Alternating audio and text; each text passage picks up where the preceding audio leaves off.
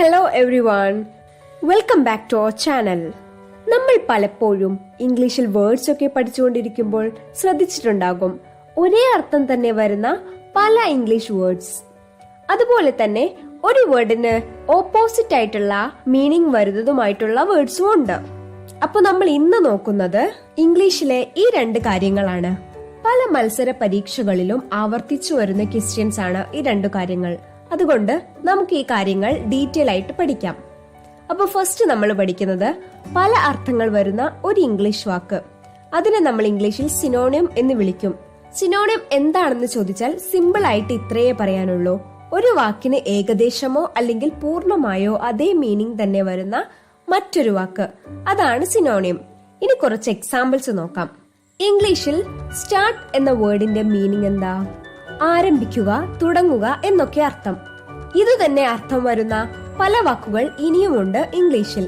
ഇനി ആ വാക്കുകൾ ഏതൊക്കെയെന്ന് നോക്കാം. ബിഗിൻ എന്ന വാക്കിന്റെ അർത്ഥം എന്താ? ആരംഭിക്കുക. നേരത്തെ പറഞ്ഞ അതേ മീനിങ് അല്ലേ ഇവിടെയും വന്നത്? സോ സ്റ്റാർട്ട് എന്ന വേർഡിന്റെ ഒരു സിനോണിം ആണ് ബിഗിൻ എന്നത്. ആരംഭിക്കുക അല്ലെങ്കിൽ തുടങ്ങുക എന്നർത്ഥം വരുന്ന വാക്കുകൾ ഈ രണ്ടു വാക്കിൽ ഒതുങ്ങുന്നില്ല, ഇനിയുമുണ്ട്. കമൻസ് എന്ന വാക്കിന്റെ അർത്ഥവും തുടങ്ങുക അല്ലെങ്കിൽ ആരംഭിക്കുക എന്നാണ്. ഇനി ഇനീഷ്യേറ്റ് എന്ന വേർഡിന്റെ മീനിങ് നോക്കാം. ഇപ്പൊ പറഞ്ഞത് തന്നെ, ആരംഭിക്കുക അല്ലെങ്കിൽ തുടങ്ങുക. അപ്പൊ ഒന്ന് നോക്കിക്കേ, നമ്മൾ സ്റ്റാർട്ട് വെച്ച് തുടങ്ങിയതാണ്. ഇപ്പൊ എത്ര വേർഡ്സ് ആയി നമ്മള് സ്റ്റാർട്ടിന് പകരമായിട്ട് യൂസ് ചെയ്തത്?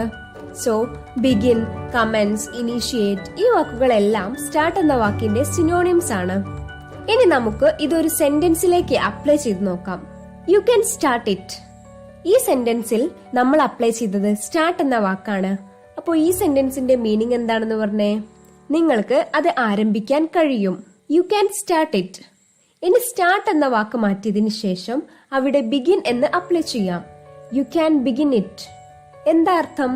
നിങ്ങൾക്ക് അത് ആരംഭിക്കാം. ഏകദേശം ഒരേ അർത്ഥം അല്ലേ? ഇനി കമൻസ് എന്ന് അപ്ലൈ ചെയ്യാം. You can comments it. ഇപ്പോ അർത്ഥത്തിന് എന്തെങ്കിലും വ്യത്യാസം വന്നോ? ഇല്ല, ആ അർത്ഥം തന്നെയാണ്. നിങ്ങൾക്കത് ആരംഭിക്കാൻ കഴിയും.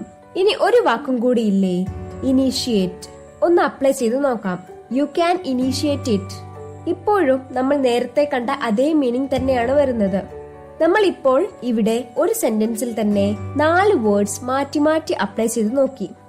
ആ സെന്റൻസിന്റെ അർത്ഥം എപ്പോഴെങ്കിലും മാറിയോ? ഇല്ല അല്ലേ? എപ്പോഴും ഒരേ മീനിങ് തന്നെയാണ് വരുന്നത്. അപ്പോ എന്താണ് ഇതിൽ നിന്നും മനസ്സിലായത്? ഒരു വാക്കിന്റെ സിനോണിംസ് സെന്റൻസിൽ പല പ്രാവശ്യം മാറ്റി മാറ്റി നമ്മൾ അപ്ലൈ ചെയ്താലും അർത്ഥം മാറുകയില്ല. കാരണം എന്താ? സിനോണിംസ് എന്നാൽ ഒരു വാക്കിന്റെ അതേ അർത്ഥം വരുന്ന മറ്റു പല വാക്കുകൾ എന്നാണ് അർത്ഥം. അപ്പൊ സിനോണിംസ് ഓക്കെ അല്ലേ? ഇനി നമുക്ക് അടുത്ത ടേംസിലേക്ക് പോകാം.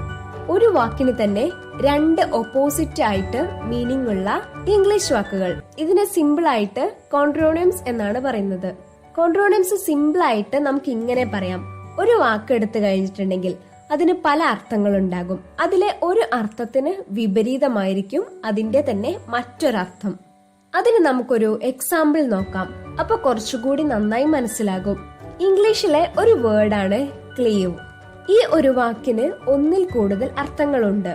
ഒരു അർത്ഥം വരുന്നത് ടു കട്ട് എപ്പാർട്ട് എന്നാണ്, അതായത് പിളർക്കുക. ഇനി ഈ സെയിം വാക്കിന്റെ രണ്ടാമത്തെ അർത്ഥം നോക്കാം. ടു ബൈൻഡ് ടുഗെദർ, അതായത് ഒരുമിച്ച് ബന്ധിപ്പിക്കുക. ടു കട്ട് എപ്പാർട്ട് എന്നതിന്റെ ഒപ്പോസിറ്റ് ആയിട്ടുള്ള ഒരു അർത്ഥമല്ലേ ടു ബൈൻഡ് ടുഗെദർ എന്ന് വരുന്നത്? ഇനി ഈ വാക്കിന്റെ 2 മീനിങ്ങും ഒന്ന് ഒന്നിച്ചെടുത്തു നോക്കാം. ഫസ്റ്റ് വൺ പിളർക്കുക, സെക്കൻഡ് വൺ ഒരുമിച്ച് ബന്ധിപ്പിക്കുക. ഈ 2 വാക്കു തമ്മിൽ ഉള്ള ബന്ധം എന്താ? ഒന്നിന് ഓപ്പോസിറ്റ് ആണല്ലേ മറ്റൊന്ന്. അതെ, അപ്പൊ കാര്യം പിടികിട്ടിയല്ലേ? അപ്പോ എന്താണ് കോൺട്രോണിംസ്? ഒരു വാക്കിന് ഒന്നിൽ കൂടുതൽ അർത്ഥങ്ങൾ വരുന്നു. ആ അർത്ഥങ്ങളിൽ ഒരു അർത്ഥത്തിന്റെ ഓപ്പോസിറ്റ് ആയിട്ടായിരിക്കും, ഒരു അർത്ഥത്തിന്റെ വിപരീതമായിട്ടായിരിക്കും മറ്റൊരർത്ഥം വരുന്നത്. ഇനി ഒരു എക്സാമ്പിൾ കൂടെ നമുക്ക് നോക്കാം.